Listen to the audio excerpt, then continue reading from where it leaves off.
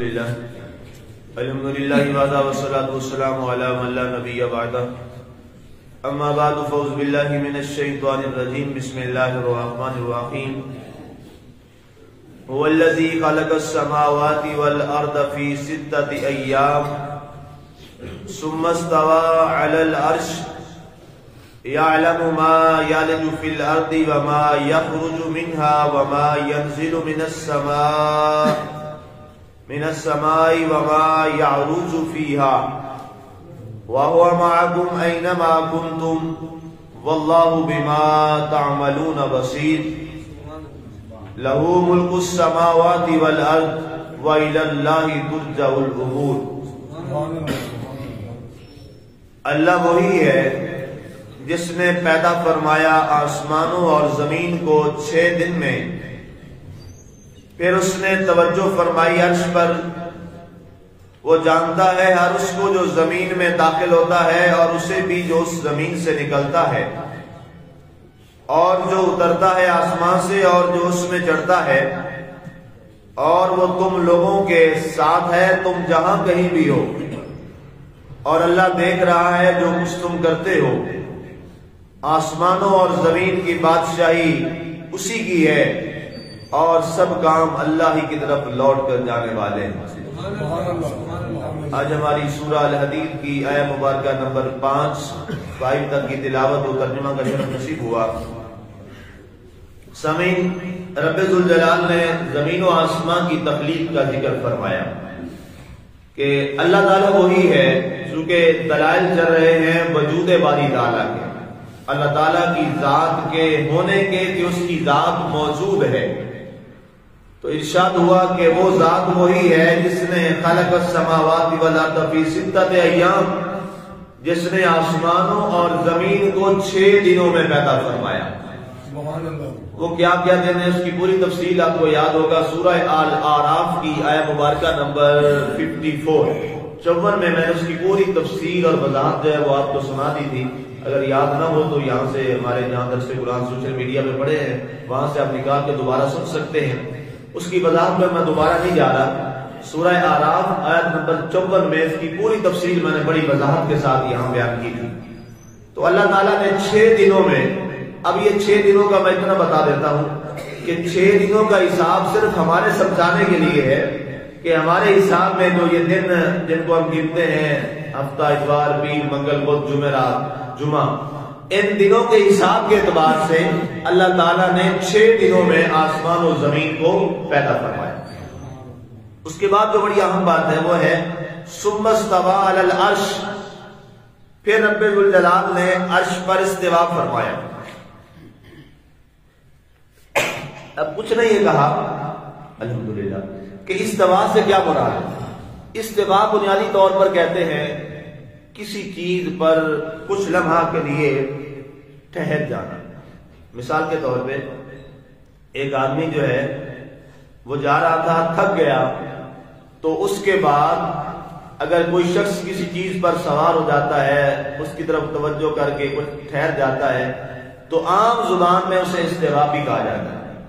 اور دوسرا استوا کا معنی ہے برابری، ہر چیز کا ایکول، برابر ہو جانا، یہ بھی استوا کہلاتا ہے. اور تیسری جو بڑی اہم چیز ہے استوا کا جو معنی ہے عربی زبان میں، جہاں پر ہر چیز ایک مرکز میں جمع ہو جاتی ہے اور ہر چیز جہاں سے بھی گھو کے آتی ہے اس مرکز کی طرف کھینچی چلی جاتی ہے. جیسے زمین کا ایک مرکز ہے جہاں آج خانہ کعبہ موجود ہے، اللہ کا گھر بیت اللہ جہاں موجود ہے، یہ پوری زمین کا سینٹر ہے. تو یہ جو مرکز ہوتا ہے، جس مرکز کی طرف ساری چیزیں کھینچی چلی جائیں تو اسے بھی استوا کہا جاتا ہے. اب اللہ کے لیے استوا کیا ہے؟ اللہ کے لیے استوا سے مراد یہ ہے کہ رب ذوالجلال نے زمین و آسمان کو پیدا کرنے کے بعد اللہ تعالیٰ نے اپنے عرش کی جانب توجہ فرمائی اور اس جگہ کو ایک ایسا بنا دیا کہ ساری روئے زمین ہو یا آسمان ہو، ہر چیز کا مرکز اور محور کیا ٹھہرا؟ عرش الہی. اللہ کا جو عرش ہے وہ کیا بن گیا؟ استوا بن گیا. جیسے ہم بچے یہ خط استوا بھی پڑھتے ہیں نا مطالعہ پاکستان میں، اگر کسی کو یاد ہو تو وہ ایک ایسا خط استوا ایسا ہوتا ہے تو درمیان میں ایک لکیر ہوتی ہے اور اس لکیر کے تحت ساری جو زمین ہے وہ گھومتی ہے. تو اب اللہ تعالیٰ نے استوا جو فرمایا، توجہ فرمائی عرش کی جانب، تو اس کا مطلب کیا ہے کہ اللہ تعالیٰ نے عرش اولا پر اپنا وجود مبارک انسانوں کو، زمین والوں کو، آسمان والوں کو ایک علامت کے طور پر، ایک پہچان کے طور پہ بتایا. اور ان سب سے اوپر جس کا بلند مقام ہے، جہاں زمین و آسمان والے سارے کھینچے چلے جائیں گے، اس کا نام کیا ہے؟ اللہ کا عرش. اور اس پر رب ذوالجلال نے استوا فرمایا. اب بعض نے یہ کہا کہ استوا سے مراد ہے اللہ تعالیٰ وہاں جلوہ گر ہوا. یہ معنی بھی کیا گیا ہے مفسرین اور محدثین کی طرف سے. بعد نے یہ فرمایا کہ اللہ تعالیٰ اپنی ذات اور اپنی صفات کے اعتبار سے اللہ عرش پر موجود ہے. یہ جملہ بھی بولا گیا. ایک محققین کی ایک رائے ہے، وہ ساری آرات میں آپ کے سامنے رکھتا ہوں. لیکن یاد رکھیے گا یہاں 3 گروہ ہیں. ایک محققین کا ہے، محققین یہ کہتے ہیں کہ ہر چیز سے پہلے اللہ ہے. یہ چونکہ وجود باری تعالیٰ کے حوالے سے بات ہے، آج انشاءاللہ ہمارا خطبہ جو جمعہ ہے وہ بھی اسی پہ ہوگا. یہ بڑا مشکل ٹاپک ہے، بہت ہی مشکل ٹاپک ہے وجود باری تعالیٰ کے اس حوالے سے، چونکہ اس پہ فلسفیوں نے اور یونانیوں نے بڑی کچھ باتیں کی ہیں. اور انشاءاللہ ساری تفصیل میں خطبہ جمعہ میں عرض کروں گا. اب اللہ تعالیٰ نے وجود باری تعالیٰ کے حوالے سے بات کر رہا ہوں. پہلی جماعت نے یہ کہا، جنہیں محققین کہا جاتا ہے، کہ ہر چیز سے پہلے اللہ ہے. ہر چیز سے پہلے اللہ ہے. ان کے بھی اپنے دلائل ہیں. اور دوسرے ہیں متوسطین. متوسطین یہ کہتے ہیں کہ ہر چیز کے ساتھ اللہ ہے. ہر چیز کے ساتھ اللہ ہے. تیسری جماعت ہے علماء ظاہر کی. وہ علماء جو ظاہر پر فتویٰ دیتے ہیں، ظاہر ان کے پاس موجود ہے، ظاہری علوم ہے، انہیں علماء ظاہر کہا جاتا ہے. انہوں نے یہ کہا کہ ہر چیز کے بعد اللہ ہے. اب تینوں کے پاس اپنے اپنے دلائل. اب اس کی میں تھوڑی سی وضاحت کر دوں آسان لفظوں میں تاکہ آپ سمجھ سکیں. ہر چیز سے پہلے اللہ ہے. جو محققین کی رائے ہے وہ قرآن کی آیت پیش کرتے ہیں، کہتے ہیں کہ اللہ قرآن میں فرماتا ہے، کل والی جو آیت کی تفسیر آپ نے سنی، هو الاول، اللہ سب سے پہلے. تو ہر چیز سے پہلے کون ہوا؟ اللہ ہوا. دوسری جماعت جنہوں نے یہ کہا کہ ہر چیز کے ساتھ اللہ ہے، انہوں نے بھی قرآن کی آیات بیان کی. اللہ فرماتا ہے قرآن میں، افلا ينظرون الى الابل كيف خلقت والى السماء كيف رفعت والى الجبال كيف نصبت والى الارض كيف سطحت. فرمایا کیا لوگ یہ اونٹ کی جانب نہیں دیکھتے؟ افلا ينظرون الى الابل كيف خلقت، اس کو کیسے پیدا کیا گیا؟ والى السماء كيف رفعت، کیا یہ لوگ آسمان کو نہیں دیکھتے اس کو کیسے پیدا کیا گیا؟ کیا یہ لوگ الى الارض كيف سطحت، یہ زمین کو نہیں دیکھتے کہ اللہ نے زمین کو کیسے بچھا دیا؟ فرمایا اگر یہ ہے فذکر تو پھر ان کا ذکر کیجئے، پھر ان سے نصیحت حاصل کیجئے. یہ چیزیں بتا رہی ہیں کہ ان کو بنانے والا اللہ ہے. اب اس کے ساتھ یہ چیزیں جو ہے یہ ساری وجود میں اب 2 چیزیں یہاں بیان کی گئی. ان کا ایک تو یہ ہے کہ یہ چیزوں کے ساتھ اللہ تعالیٰ کی اپنی صفات ظاہر ہے، اور دوسرا جو آخری علماء ظاہر کا ہے ان کے پاس بہت ساری آیات قرآن پاک کی. قرآن پاک میں بے شمار آیات موجود ہیں. افلا تعلمون افلا تنظرون افلا تتفکرون. وہ کہتے ہیں یہ ساری دیکھیں جناب، یہ جو اللہ کی نشانیاں ہیں، یہ جب ہم نے نشانیاں دیکھی تو ان نشانیوں کو دیکھنے کے بعد ہم یہ بات کرنے پر کہنے پر مجبور ہو گئے کہ یہ ساری چیزیں بتاتی ہیں کہ ان میں کون ہے؟ اللہ تعالیٰ کی ذات. یہ سب چیزیں کس کی خبر دیتی ہے؟ اللہ کی دیتی ہے. اور بھی بہت سارے دلائل ہیں، مشکل موضوع ہے، میں آگے بڑھ رہا ہوں. آگے ارشاد فرمایا گیا، یعلم ما یلج فی الارض وما یخرج منها. فرمایا اللہ جانتا ہے کہ جو کچھ زمین سے نکلتا ہے. اب علماء ظاہر نے یہ بھی اس سے بات نکالی کہ جناب دیکھیں اللہ تعالیٰ اپنے وجود کی دلیل کیا دے رہا ہے؟ چیزوں کے نکلنے کے بعد یہ دیکھو یہ چیز تم نے گندم کھائی ہے، اس گندم کو ایک دانہ تم نے بویا، زمین سے وہ نکلا، اس کے اوپر پوری بالی بنی، اس ڈالی کے اندر کتنے دانے پیدا ہو گئے، اس چیز کو ہم نے دیکھا تو پھر ہم نے کہا اللہ ہے۔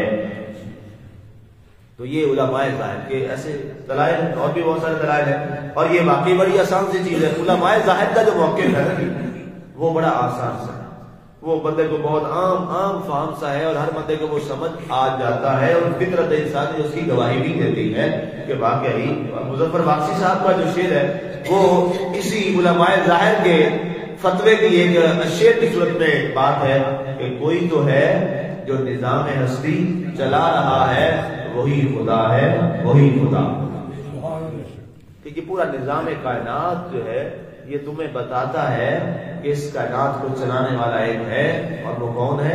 وہ اللہ کی ذات۔ کل میں نے اس پہ امام اعظم ابو حنیفہ رضی اللہ عنہ کا واقعہ بھی آپ کو سنایا تھا، وہ اگر ریمائنڈ کر لیں تو بہتر ہو جائے گا۔ اگر فرمایا گیا وما یخرج منها، فرمایا جو اس زمین سے نکلتا ہے اور جو اترتا ہے آسمان سے، اور جو اس زمین میں داخل ہوتا ہے، جو چیز بھی آتی ہے، فرمایا سب کو کون جانتا ہے؟ اللہ کی ذات جانتی ہے۔ آسمان سے اتر رہا ہے، آسمان کی جانب چڑھ رہا ہے، زمین میں کوئی چیز داخل ہو رہی ہے، زمین سے کوئی چیز نکل رہی ہے، ان تمام چیزوں کو اللہ تعالیٰ کی ذات جانتی ہے۔ یعلم، اللہ جانتا ہے، وَهُوَ مَعَكُمْ أَيْنَمَا كُنتُمْ، اور تم جہاں کہیں بھی ہوتے ہو اللہ تمہارے ساتھ ہوتا ہے۔ اب یہ نظریہ، یہ قرآن کی آیت، وَهُوَ مَعَكُمْ أَيْنَمَا كُنتُمْ، وَهُوَ مَعَكُمْ أَيْنَمَا كُنتُمْ، تم جہاں کہیں بھی ہو اللہ تمہارے ساتھ ہے۔ اب پچھلی آیت میں تو یہ آ رہا ہے جی ثم استوى علی العرش، اللہ نے ان چیزوں کو پیدا کرنے کے بعد عرش پر جلوہ فرما ہوا، اور یہاں قرآن میں کہہ رہا ہے وَهُوَ مَعَكُمْ أَيْنَمَا كُنتُمْ، یہ بھی قرآن ہے۔ اسی آیت میں دو باتیں آ گئی، تم جہاں کہیں پہ ہوتے ہو اللہ تمہارے ساتھ ہوتا ہے، تو پھر اس کا کیا مطلب ہوا؟ اس کا جواب یہ ہے کہ اللہ تعالیٰ اپنی ذات کے ساتھ عرش الہی پہ اس نے استوا فرمایا، اور اپنی صفات کے ساتھ وہ پوری کائنات میں جہاں کہیں بھی تم ہوتے ہو اللہ تمہارے ساتھ ہوتا ہے۔ قرآن کی ایک اور آیت بھی سن لیجیے، اللہ ارشاد فرماتا ہے نحن اقرب الیہ من حبل الورید، ہم تمہاری شہ رگ سے بھی زیادہ قریب ہیں۔ اب شہ رگ کتنی انسان کے قریب ہے؟ سارا سسٹم جو ہمارا ٹریکیا کا ہے، جو سانس لینے کا ہے، یہ جو بڑی ہماری رگ ہے، شہ رگ جسے بولتے ہیں، جسے آپ آسان لفظوں میں اردو میں سانس کی نالی بھی کہہ دیتے ہیں، سانس کی نالی سے قریب انسان کی کوئی اور چیز ہے؟ کوئی اور چیز نہیں ہے۔ سارا سسٹم آف بریتھنگ جو ہے آپ کا انسان کا، وہ اس سانس کی نالی میں چل رہا ہے، اور یہ درمیان میں اس لیے ہے کہ ہر چیز اس کے ارد گرد ہے، اور درمیان میں اللہ نے اس کو رکھا، اور اس کے تحت سارا سسٹم چل رہا ہے۔ اللہ فرماتا ہے جو تمہاری سانس کی نالی ہے نا، جو تمہارے سب سے قریب ہے اور اوپر سے چلتی ہے نیچے تک جاتی ہے، اللہ فرماتا ہے تمہاری اس سانس کی نالی سے بھی زیادہ میں تمہارے قریب، میں تمہارے قریب۔ تو اب یہ بات تو اور آسان ہو گئی، وَهُوَ مَعَكُمْ أَيْنَمَا كُنتُمْ، تم جہاں کہیں بھی ہوتے ہو تمہارا رب تمہارے ساتھ ہے۔ دوستو یہ تصور مضبوط کیجیے میرے علی وقار سامعین ناظرین، یہ تصور اپنے دلوں میں مضبوط کر لیجیے کہ ہم جہاں ہیں ہمارا رب ہمارے ساتھ، یہ تصور مضبوط کر لیجیے۔ یہ تصور کی بنیاد ہے، جڑ ہے، یہ انسان کو انسان بنانے کا سب سے عظیم نسخہ ہے، انسان کو انسان بنانے کا سب سے عظیم نسخہ ہے۔ اگر آدمی یہ چاہے کہ میں اچھا انسان بن لوں تو وہ یہ نسخہ اپنے ذہن میں بٹھا لے کہ وَهُوَ مَعَكُمْ أَيْنَمَا كُنتُمْ، اے بندے تو جہاں کہیں بھی ہوگا تیرا رب تیرے ساتھ۔ جب یہ تصور مضبوط ہو جائے گا نا تو پھر انسان بہت سارے گناہوں سے محفوظ ہو جائے گا۔ اتنا تو انسان کو، بندے کو، جو وہ انسان جو لوگوں سے تو ڈرتا ہے کہ میں گناہ نہ کروں، لوگوں کو نہ پتہ چل جائے، تو رب کی ذات کو اپنے بندوں جیسا تو سمجھ لو، رب کو بندوں جیسا ہی سمجھ لیجیے کہ وہ تو ہمارے ساتھ ہے، اور بندہ اپنے ساتھ رب کے ہوتے ہوئے پھر گناہ کرے، پھر وہ برائی کرے. یہ کیسا انسان ہے جو رب کو بندے جیسا بھی نہیں سمجھتا. ایک بزرگ تھے، ان کے پاس ایک شخص آیا تو اس نے کہا، یہ واقعہ شاید میں نے آپ کو پہلے بھی کئی شاید سنایا کہ نہیں. انہوں نے کہا جی میں رب سے کتنا پیار کروں، رب کو کیا سمجھوں. انہوں نے کہا تم رب کو اپنے جیسا ہی سمجھو. اس نے کہا نعوذ باللہ، استغفر اللہ استغفر اللہ، اتنا بڑا ظلم، اور رب تو بہت بڑی ذات ہے، میں کیا ہوں. آپ نے کہا میں نے جو کہا، اللہ والوں کی باتیں بڑی اور سی ہوتی ہیں، ان کو سمجھنے کے لیے بڑا وقت چاہیے ہوتا ہے. یہ اصل جڑ تک جاتے ہیں. یہ بیماری اور برائی کو جڑ سے اکھیڑتے ہیں، اوپر سے نہیں، جڑ سے اکھیڑتے ہیں. یہی فرق ہے ظاہر اور باطن والوں کا. ظاہر والے ظاہر صاف کرتے ہیں، باطن والے کہتے ہیں نہیں، اگر اندر صاف ہو جائے گا ظاہر خود ہی صاف ہو جائے گا. انہوں نے کہا جی رب کو اپنے جیسا ہی سمجھ لے. خیر اس نے بڑا کہا، انہوں نے کہا یہ عجیب ہے، اس نے اتنی گستاخی کر دی. فرمایا اچھا ٹھیک ہے. کہتے جی میں نے جانا تو تھا لیکن حالات ایسے نہیں ہے، رات میں آپ کے پاس قیام کروں گا تو کل میں چلا جاؤں گا. ٹھیک ہے آپ رات میرے پاس رکیے، ٹھہریے. بغداد کی یہ بات ہے، ماضی نبستان کی بھی لکھی. بیٹھ گئے صبح ناشتے میں، انہوں نے ان کو ناشتہ دیا. ایک لنگر کی باسی روٹی دے دی اور ایک تازہ روٹی دے دی ناشتے میں. اور اس کے بعد ایک آدمی کو بھیجا کہ جاؤ، اپنے مرید کو بھیجا کہ جاؤ اس سے کہو اللہ کے نام پہ ایک روٹی دے دی. وہ مرید گیا، ان کا دروازہ پر نوک کیا. ہاں جی کون؟ کہا جی بھوکا ہوں رات کا، اللہ کے نام پہ روٹی چاہیے. تو صاحب نے کیا کیا، جو تازہ روٹی تھی وہ رکھ لی اور جو باسی تھی رات کی روٹی وہ اٹھا لی اور اللہ کے نام پہ نہیں وہ روٹی لے کے آ گئے. تیسرا کا وہ روٹی تم نے مجھے دینی جو تمہیں لے کے آ گئے. جب جانے لگے رخصت ہونے لگے، انہوں نے کہا جی پھر چلے جاتے ہوئے بتا دیجیے میں رب کو کیا سمجھوں. انہوں نے کہا میں نے تو رب کو بھی کہہ دیا تھا، رب کو اپنے جیسا تو کم از کم سمجھ لو. انہوں نے کہا پھر استغفر اللہ، آپ کی ابھی طبیعت بدلی نہیں ہے، نہ آپ کا مزاج بدلا ہے. آپ نے فرمایا مجھے افسوس ہے تجھ پر، تو رب کو اپنے جیسا بھی نہیں سمجھتا. اس نے کہا نعوذ باللہ، میں اتنا برا اتنا گندا میں ہو سکتا ہوں. اور حضرت نے وہ روٹی اٹھائی اور دکھا دی. فرمایا اس روٹی کو پہچانا ہے؟ کہا ہاں یہ تو میں نے فقیر کو دی تھی. کہا فقیر نے کیا کہا تھا؟ کہتے فقیر نے کہا تھا اللہ کے نام پہ میں بھوکا ہوں روٹی دے دو. تو تم نے کیا کیا؟ تم نے باسی روٹی اٹھا کے اس کو دے دی اور اپنے لیے اچھی اور تازہ روٹی رکھ لی. تم نے تو خدا کو اپنے جیسا بھی نہیں. وہ قدموں میں گر پڑا. کہا جی اب میں سمجھ گیا، مجھے معاف کر دیجیے. واقعی ہم نے خدا کو اپنے جیسا بھی نہیں سمجھا. اسی بھی نا رب دے نام تے چیز دینی ہے جڑی ماڑی کھٹی ہے، جڑی ساڈے کم تے نہیں ہے کہ اللہ دے نام تے دے. ایسا نہیں، جو سب سے خوبصورت چیز، جو سب سے تمہیں پسند ہو، جو سب سے اچھی ہو، وہ رب کے نام پہ دو، تاکہ رب تعالیٰ کو خوشی ہو کہ یہ مجھے رب ہی سمجھتا ہے. آج کیا ہمارے معاشرے میں یہی حال نہیں؟ بچی کو جی جناب مدرسے بھیج دیں، شادی کی جناب. ہمارے ایک دوست تھے، ان کا جو 97 صاحب یہ لگ گیا ہمارے 20 بھائی بہت ہو گئے مثال کر کے. تو ان کی 2-3 شادیوں میں میں گیا تو جناب انہوں نے کیا کہا کہ مجھے وہ صوفی نہیں کرتے کہ بیٹے بھی کہا مجھے کہتے ہیں سب سے پہلے جی شادی سے پہلے آپ دعا کروا. میں نے دعا کروائی اور اس کے بعد کہتے کھانا بھی نہیں شروع کرنا. کہتے ہیں سب سے اچھا جو یہاں کھانا ہے اس میں سے ایک ایک دیگ اٹھا کے پہلے مدرسے میں بھیجو، پھر لوگوں میں تقسیم کرو. ان کا یہ ہمیشہ وتیرہ ہوتا تھا. کہتے ہیں مجھے افسوس ہوتا ہے میں جب لوگوں کے پاس جاتا ہوں، جب کھانا بچ جاتا ہے نا تو کہتے ہیں بچیا کھانا مدرسے بھیج دو، مولوی والے بھیج دو. نہیں، تم نے رب کو اپنے سے کم تر سمجھا اور اپنے مہمانوں سے بھی کم تر سمجھا. رب کی راہ میں جو دو سب سے خوبصورت دو، رب کی راہ میں جو دو سب سے پہلے دو، تاکہ رب تعالیٰ کی ذات تم پر راضی ہو اور وہ بعد اس کو مانے اور دیکھے کہ واقعی یہ شخص اپنے سے بڑھ کے کس کو اہمیت دے رہا ہے؟ رب کی ذات کو دے رہا ہے. تو آخری بات، واللہ بما تعملون بصیر، یہ کمال کیا ہے کے پاس.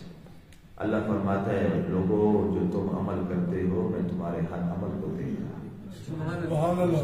میں تمہارے ہر عمل کو دیکھ رہا ہوں. اچھا کرتے ہو میں وہ بھی دیکھ رہا ہوں، برا کرتے ہو میں وہ بھی دیکھ رہا ہوں. آئیے آج کے درس مبارک میں یہ عہد وفا کیجیے کہ ہم اس تصور کو مضبوط کریں، اس تصور کو نظریے کو پکا کریں گے کہ اللہ ہمارے ساتھ ہے. اللہ ہمیں دیکھ رہا ہے. دونوں باتیں قرآن نے فرمائی. اللہ تمہارے ساتھ ہے, اللہ تمہیں دیکھ رہا ہے. اس تصور کو مضبوط کیجیے. جب یہ تصور پک جائے گا نا, میں آپ کو اللہ کے گھر میں بیٹھ کے گواہی دیتا ہوں, پھر کبھی گناہ کے قریب نہیں بیٹھو گے. اللہ کی ذات عمل کی توفیق عطا فرمائے. آمین. وما علینا الا البلاغ.